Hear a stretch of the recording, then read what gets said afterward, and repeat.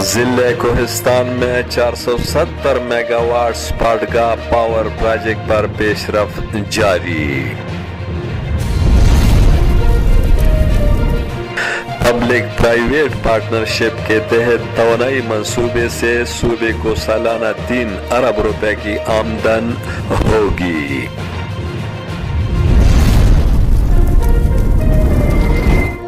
منصوبے کو درپیش مسائل کا حل اعلیٰ فورمز پر اٹھایا جائے گا۔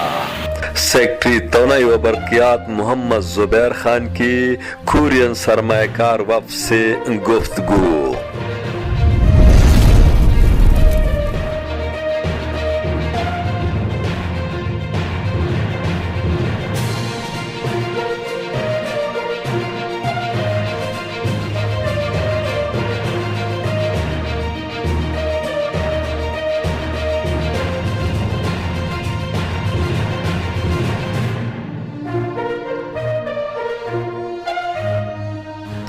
سیکرٹری توانائی و برقیات محمد زبیر خان نے صوبے میں توانائی شعبے کی ترقی کے لیے بیرونی سرمایہ کاری کو آنے والے دنوں میں سنگ میل قرار دیتے ہوئے کہا ہے کہ خیبر پختونخوا میں پائے جانے والے پن بجلی کے قدرتی وسائل یہاں کا قیمتی خزانہ ہیں، جن کو بروئے کار لا کر نہ صرف ملک کو موجودہ توانائی کے بحران سے نکالا جا سکتا ہے بلکہ توانائی کے منصوبوں سے صوبے کو سالانہ اربوں روپے کی آمدن بھی ہوگی۔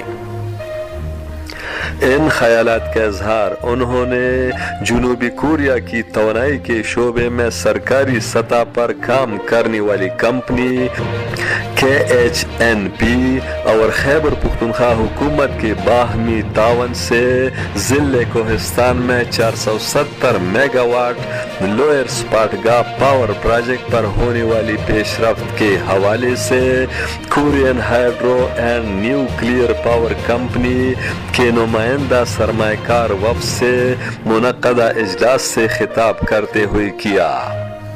اجلاس میں additional secretary power Abdul Haseeb, senior chief planning officer Shah Nawaz Khan, chief engineer Khurram Durrani, senior planning officer engineer Luqman Hakeem اور planning officer engineer Muhammad Waqas بھی موجود تھے۔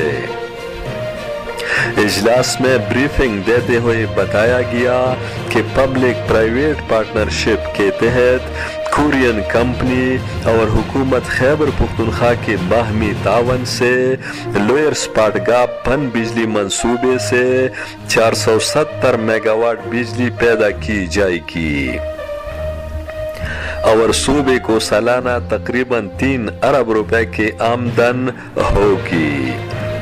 منصوبہ 5 سالوں میں مکمل ہوگا، جو صوبے کی حالیہ تاریخ میں سب سے بڑا پن بجلی کا منصوبہ ہے۔ اجلاس میں IGCEP پلان اور NTDC سمیت نیپرا کے ساتھ وفاق کی سطح پر درپیش مسائل کے بارے میں گفتگو کی گئی۔ اسی طرح منصوبے کے لیے جنریشن لائسنس جاری ہونے میں رکاوٹوں اور دیگر مسائل کو وفاق کے ساتھ صوبائی سطح پر اٹھانے کے لیے مختلف آپشن پر بھی بات چیت کی گئی۔ اس موقع پر سیکرٹری توانائی و برقیات محمد زبیر خان نے کورین سرمایہ کار وفد کو یقین دلایا کہ وہ وفاق کے ساتھ صوبے کی ترقی کے لیے درپیش مسائل کے بارے میں اعلیٰ فورمز پر اجاگر کر کے اس کا حل نکالنے میں اپنا بھرپور کردار ادا کریں گے۔ امجد علی خادم، پختونخوا ٹی وی، پشاور۔